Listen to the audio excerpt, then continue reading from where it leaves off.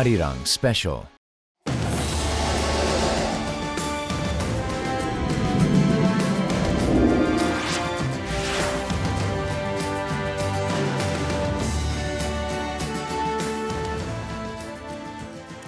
And this is a day for the record books at the day Liberal Moon Jae-in takes the oath of office, officially confirming him as the 19th president of the Republic of Korea. Now, election the morning after, or the first day as President Moon Jae-in. This is Arirang News special coverage. I'm Moon Gon-young.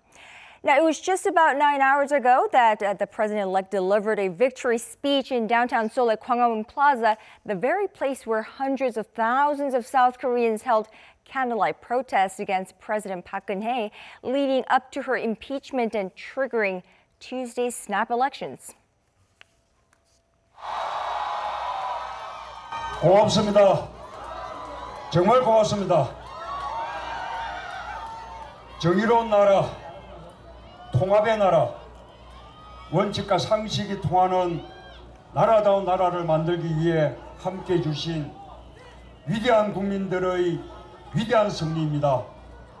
함께 경쟁했던 후보들께도 감사와 위로를 전합니다. 새로운 대한민국을 위해 그분들과도 함께 손잡고 미래를 위해 같이 전진하겠습니다. 내일부터 저는 국민 모두의 대통령이 되겠습니다. Now, I have here in the studio with me Kim Ji-yoon, research fellow at the Aosan Institute for Policy Studies. Good to see you again. Good morning, Gon-young.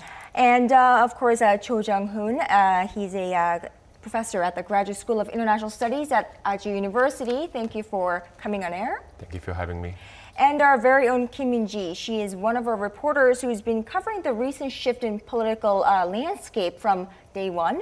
So before we delve any further, I want to start with you, Min-ji.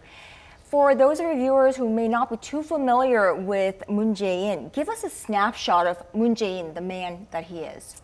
Sure. Moon Jae-in was born in 1953 in Geoje. It's a small island in Gyeongsam-namdo province. In the 1970s, he was arrested and later expelled from college for organizing a protest against the authoritarian government of former President Park Geun-hye. While performing his mandatory military service assigned to the Special Forces, he was part of the response team to the 1976 axe murder incident in the demilitarized zone. After the military, he became a human rights lawyer, which was where he met Roh Moo-yeon, who went on to become president. Moon entered the public arena in 2002 as a key campaigner for Roh during the presidential election. He later served as Roh's senior secretary as well as chief of staff. Moon later came back to politics in 2012 by winning a seat in the National Assembly representing Busan's Sangsang-gu district as a member of then Democratic United Party. He was later nominated as the party's candidate in the 2012 presidential election, but lost to Park Geun-hye.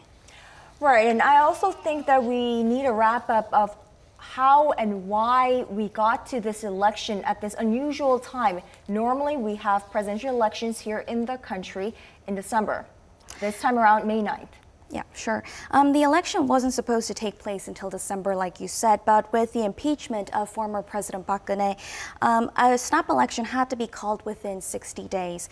If we take a look back, local broadcaster JTBC revealed disturbing connections between various government-funded foundations and Park's close confidant Choi Soon-sil. Further investigations found that Choi seemed to have a hand in government policy, appointments and on Park speeches. Despite 3 public apologies from Park, the Korean public was outraged. Millions of people gathered at Seoul's Gwanghwamun Plaza every weekend in iconic peaceful candlelight vigils calling for her removal. And then in December, lawmakers passed a motion to have her impeached, which the Constitutional Court upheld in March. With the law stating that a new president had to be elected within 60 days, the starting pistol was fired for the 19th presidential election. Right, so Moon Jae-in's election victory certainly means the return of power for the nation's liberals. Now, heading into the election, we were pretty comfortable that Moon Jae-in was the front runner. He had a comfortable lead over the rest of the rivals candidates. I want to know your overall impression of the election this time around? I mean, the victory was claimed much too earlier than we had all anticipated. Right. Well, I mean, there are some points that Mr. An Chol-soo actually surpassed in support Mr. Moon Jae-in during the campaign period. Like, I think I remember it 3 times. But after all, I mean, he had a lot of the scandals, like, and his mistake about the kindergarten policies, and also, it was not really well done performance in the third debate. So his popularity and support went down, and then there was some mobilization by Mr. Hong Jun-pyo. But overall, Mr. Moon Jae-in was always a front runner, and some people actually said that he doesn't really have extensive support, and cannot really make it a further support.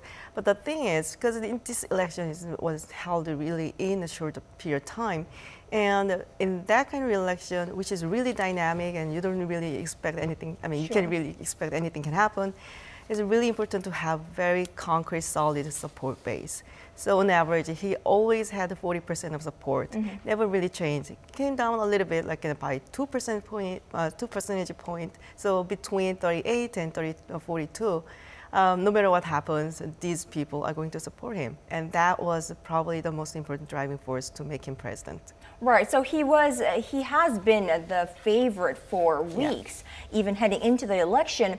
In the initial stages, we were anticipating an election that was a liberal versus liberal. That didn't turn out so much that way. What was your overall impression of this election? I think 2 factors make this election turn out this way.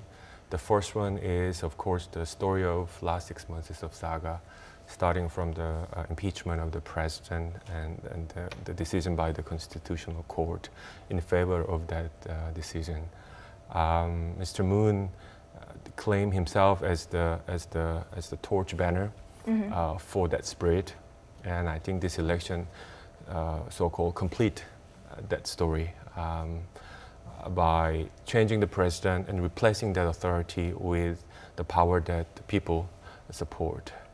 The second one, I don't know how to put it, but I think Mr. Moon, President-elect, and his campaign managed to not to make any critical mistakes during these short campaigns.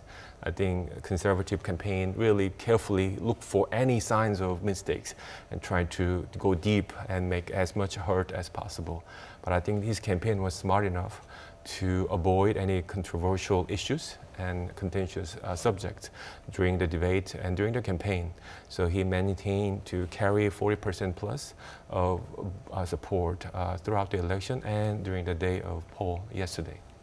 Right, and having been there at the campaign, and believe me, if there had been anything that the conservatives or the opposition party could have gotten a hold on to, they would have snagged him a lot. I mean, Indeed. There was a lot of mudslinging going on, and I think Moon Jae-in really had a solid team of campaign and his chief aides going into the election. They really seemed prepared. They seem to have been preparing for the last 5 years at least, right? I know. I mean, it was a really impressive campaign. I mean, MPK was not really famous or well known to have a great campaign machine, but this time was totally different. And particularly, it's unfortunate to compare with a particular other campaign, but to compare with Mr. An Chol-soo's camp. There's tons of mistakes in the camp. I mean, when something happens, they were not really well dealing with that. For example, his wife and his daughter, and also the almost a disastrous debate performance. Right. Yeah, it was really. Yeah, I felt really sorry for Mr. An Chol-soo, but in this case, Mr. Moon Jae-in's campaign machine was just terrific. I have to say, it's really impressive. Right, immaculate, I would have to say, as for campaigning goes. Now, but there are certain factors that Moon Jae-in, in fact, were attacked, and in fact, it was the Western media that kept bringing up this factor of if Moon Jae-in becomes the president, then this could pose a serious risk to perhaps U.S.-South Korea relations and foreign policies vis-a-vis North Korea. So first of all, I want to take a look at his campaign pledges. So his policy pledges regarding foreign policy in North Korea and national defense. So let's take a look at first. Agility and assertiveness are what Moon Jae-in has prescribed for South Korea in terms of national defense, foreign relations, and achieving a peaceful and denuclearized Korean peninsula. 이렇게 미국에도 중국에도 일본에도 그리고 북한에도 당당하게 할 말할 수 있는 대통령 누굽니까? 우리 한반도 문제 미국, 중국에 맡겨놓지 않고 우리가 주도해 나갈 수 있는 대통령 누굽니까? First, in the face of continuous nuclear provocations from Pyongyang, Moon pledged to beef up military capabilities in the south, including the early development of the homegrown Korea-era missile defense system and a kill chain system. Responsible defense is set to become one of Moon's core policies. It means we will take responsibility for our own national security by developing necessary defense systems in a way that strengthens our capability and also increases trust from the public through transparency. Only then can we stand firm against Pyongyang and also develop our mutual alliance with the US. And as part of a more long-term approach to denuclearizing the North, Moon believes that the keyword is dialogue. He has mentioned restarting the six-party talks and on the condition of resolving the nuclear issue, even a sit-down with Kim Jong-un. As part of conducting his North Korea policy, Moon has said he wants to meet US President Trump to enhance their cooperation on regional security and on the ending of Pyongyang's nuclear program. However, when it comes to any military decision, Moon has indicated Seoul should be the one to call the shots.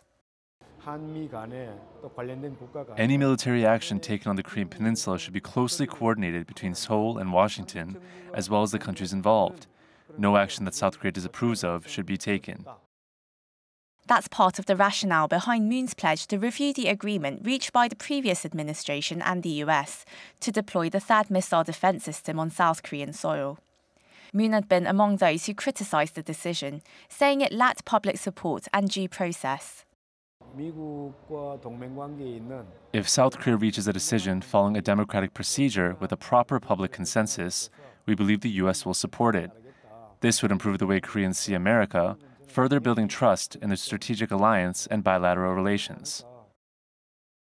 Strengthening ties with key regional partners is also on Moon's agenda, especially when it comes to working past contentious points with Beijing and Tokyo. Moon is aware that Seoul's actions on North Korea, whether they are stronger sanctions or meaningful dialogue, they can't be done without China's cooperation, and he knows that the current icy relations cannot go on.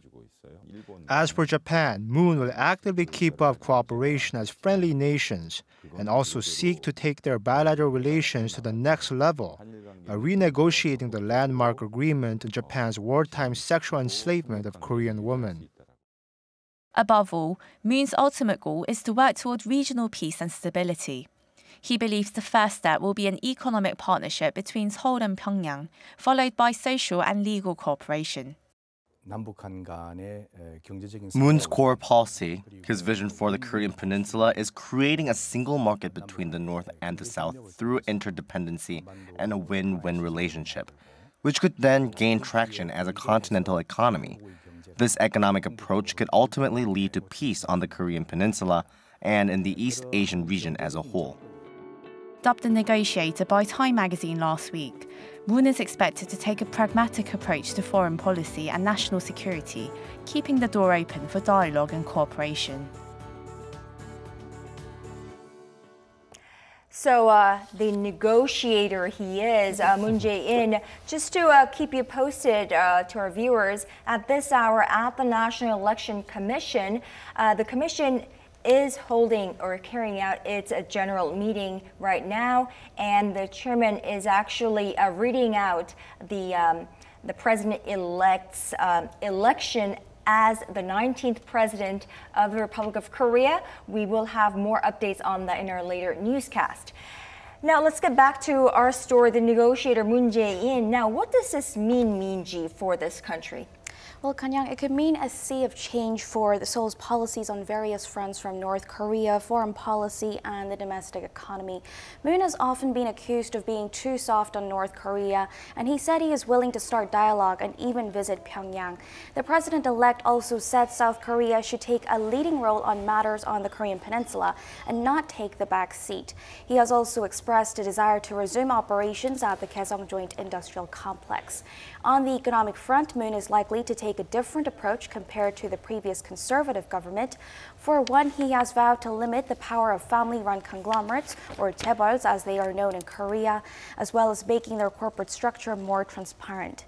Now, some analysts, especially Western media and analysts, have said that Mr. Moon's election could mean a serious rift with the U.S.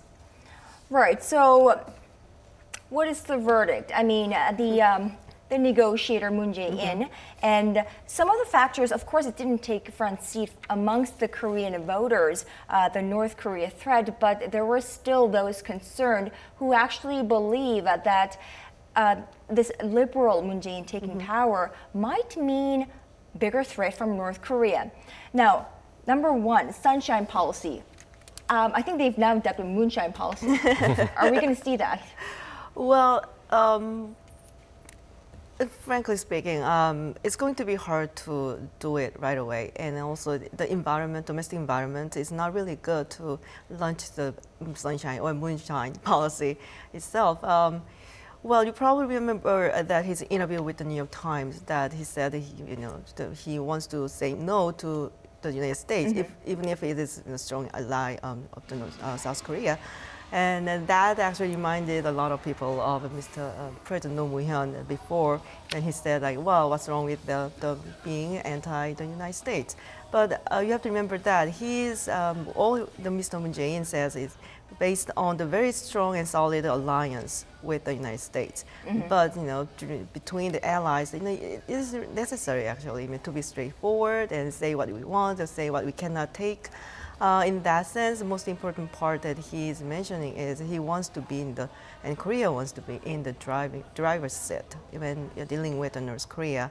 And of course, some of the issues like that deployment, and he's saying that he didn't really say he opposed to it, but probably go to the policy review, and maybe there's some delay on that. And also Kaesong Industrial Complex, that will be a little bit thorny issues between South Korea and the United States. But well, interestingly, thanks to President Trump, it didn't really brought up a lot of uproar from the conservative side, because a lot of people said, oh, I mean, we knew that we are not going to pay for the THAAD deployment, and now we are charging us. That is not really fair, and that was a public sentiment. That kind of helped Mr. Moon Jae-in's position toward the United States. But I would like to emphasize that, unlike President Roh Moo-hyun when he was elected, it was not like an anti-U.S. sentiment that he's based on. He's based on the very strong, solid alliance, and then we'd like to, speak out when it is necessary. Right. Donald Trump is another very interesting one and only figure and character, so we'll have to discuss that in a separate setting, I believe. But just to give you our viewers a note, as of 8:09 a.m. on this May 10th, 2017, the 19th President of the Republic of Korea has been confirmed. Moon Jae-in has been officially confirmed as the president of this country, and it takes immediate effect. So as of 8:09 a.m., so about 3 minutes ago, he is the 19th President of the Republic of Korea, and he will carry out his duties, and his status is now changed. He's no longer president-elect, he is the president. Now, as the president, he has a slew of agenda. I mean, I wouldn't want to be in his seat right now. In terms of foreign policy, North Korea policy, what are some of the most urgent tasks that you believe needs to be taken care of? Indeed, I think he has a host of issues that he needs to tackle. When a reporter asked him yesterday after voting, are you relieved? He said, not at all. I'm sure he's thinking about today's first move. Two things will be his most important agenda. First, of course, selection and announcement of his key staff that will support him. And second one, I think I'm more curious on than the first one, is what will be the first action that he will take to signal out to the audience in Korea and international one. to meet the expectation of the voters who support him, and to relieve the concerns of the voters who didn't vote for him yesterday. And my bet or my prediction is probably related to international policy rather than domestic one or economic policy, because the latter one needs more time and collaboration before announcement. But the first one on international policy, I think there's a number of options that he may consider. The first, I think it is expected that his policy toward North Korea will be different from the President Park, former President Park. However, the difference that he will make from that of President Park will be much smaller than that of change between President Obama and Donald Trump, for example. Definitely. I don't think there's much sea change of change expected as some of the media is expecting. I think he will maintain the Korea-US alliance as a key cornerstone of our security. At the same time, he will probably review the existing or former, if I may, the containment policy that the former President Park has applied. And at the same time, he probably will have to review carefully what elements or principles of sunshine policy he will inherit, and what changes he will introduce. Because two things have changed since then.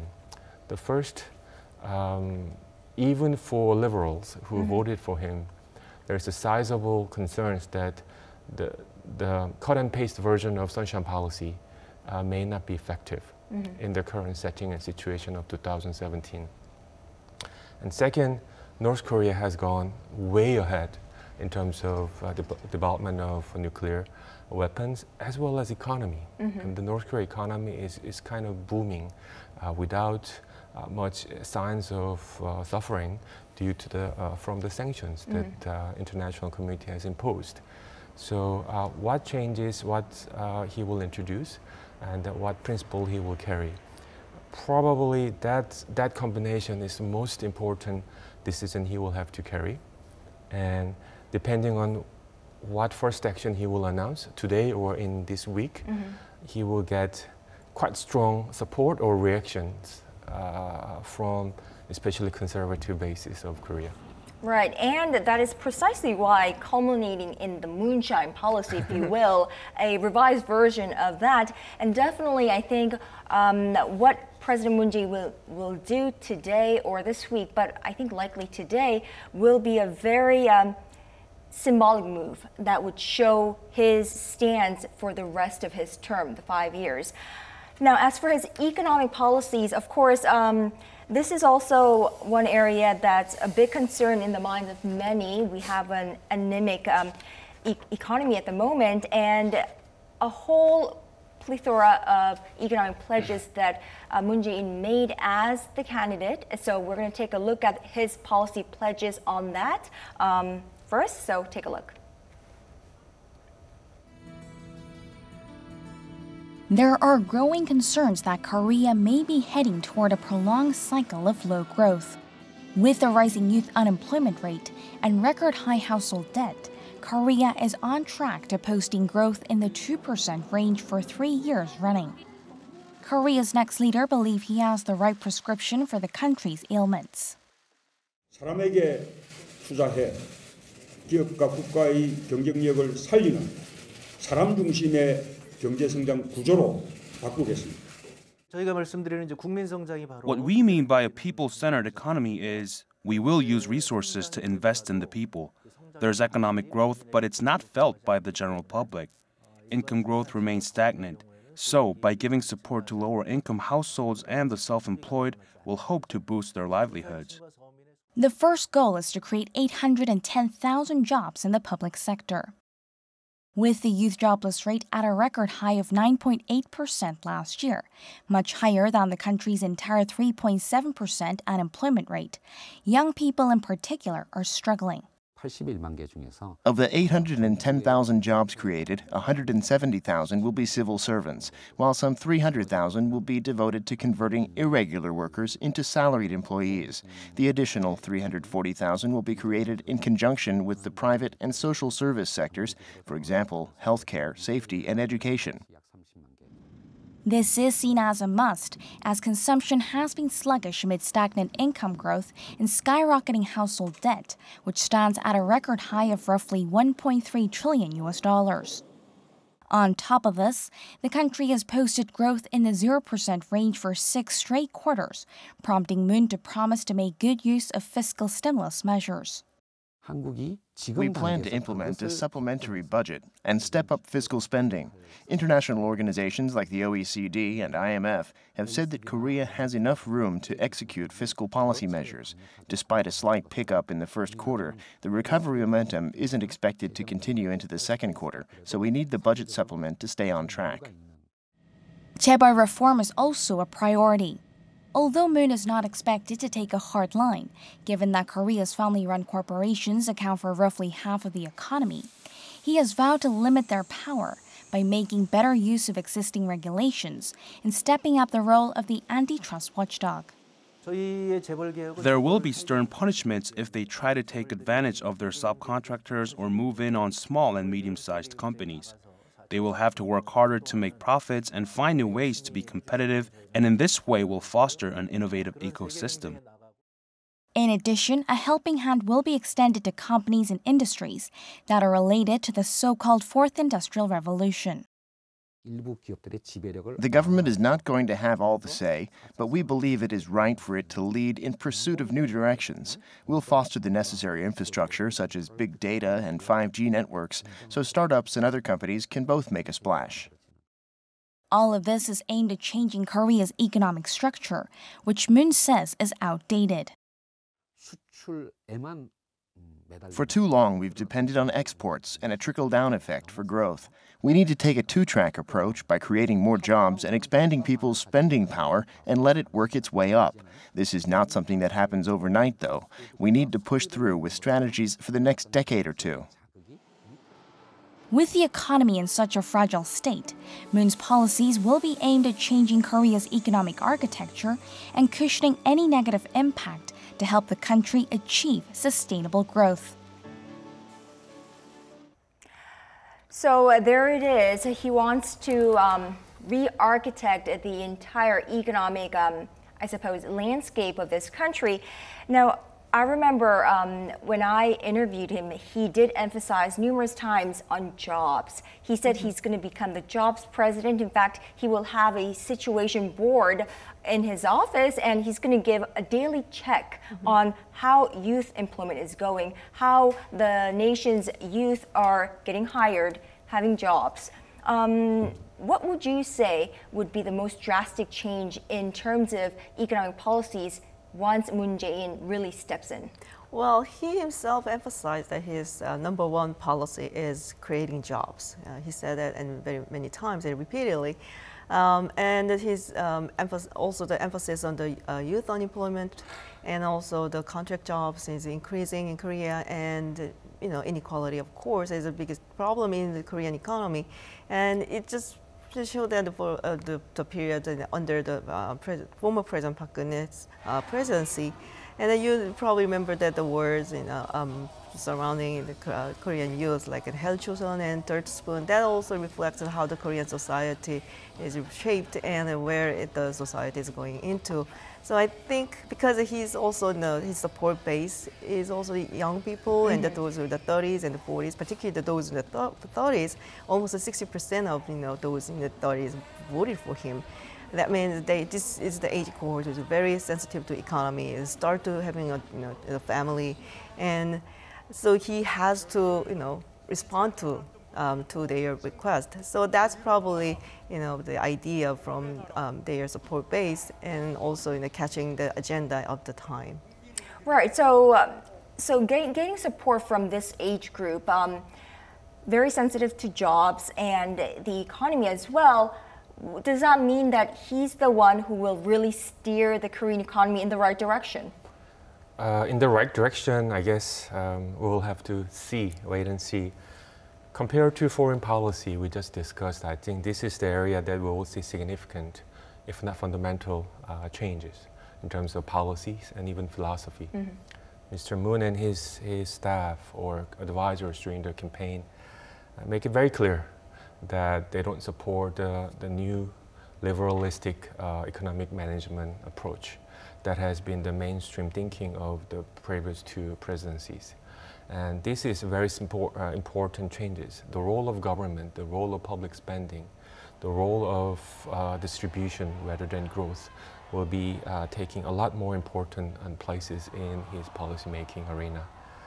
At the macro level, he will have to announce a number of key policies, but what we can expect is probably the government spending will increase quite a bit, as IMF and OECD has confirmed, which I've also endorsed, that we have quite a room to inject more liquidity into our economy, and that will produce some effect, as was the case of our economy in the last 5 years. At the micro level, however, his challenge will be more serious. He will have to announce a number of policies that will make people feel directly, because Korean voters and Korean people no longer are impressed by 0.1% growth here and there, because it doesn't relate me.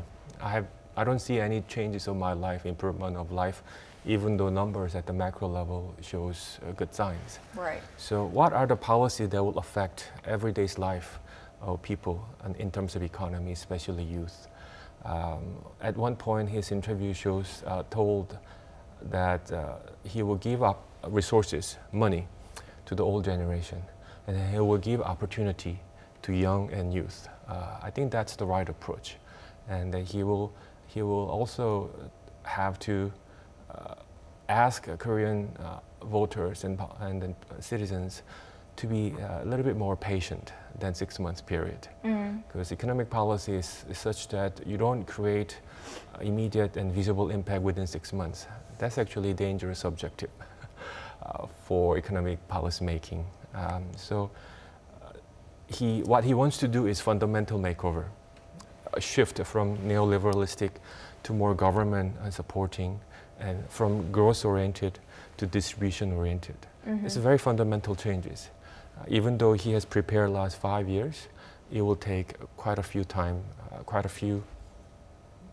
period to set up everything in line, calibrate all the micro-level barometers, and declare it.